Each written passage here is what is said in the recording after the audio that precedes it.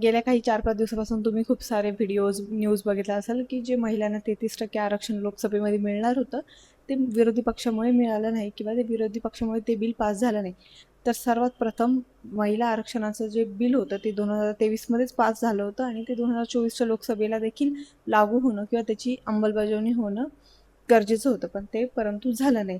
आता जो त्यांनी नवीन मुद्दा आणलाय तो आणलाय डिलिमिटेशन. डिलिमिटेशन म्हणजे तुमच्या जेव्हा एखाद्या लोकसभेची लोकसंख्या वाढते तर त्याची लोकसभा देखील वाढल्या पाहिजे. ठीक आहे. ते बरोबर आहे. पण आता आपण विचार केला तर नॉर्थ आणि साऊथ असे 2 आपल्या देशाचे मुख्य भाग मानले जातात. ज्यामध्ये साऊथ जर येतं केरळ, तामिळनाडू, कर्नाटक वगैरे ज्यांनी त्यांची स्वतःची पॉप्युलेशन जी आहे, लोकसंख्या जी खूप कंट्रोलमध्ये ठेवलेली आहे, तेथील लोकांना डेव्हलपमेंट, एज्युकेशन सिस्टीम लक्ष दिलेलं आहे. त्याच्या उलट जर आपण नॉर्थ साईड बघितलं तर नॉर्थ साईडमध्ये येतं यूपी, बिहार, एमपी आणि त्यांनी जी पॉप्युलेशन आहे, लोकसंख्या आहे ती आत्ताच्या काळात खूप मोठ्या प्रमाणात वाढलेली आहे.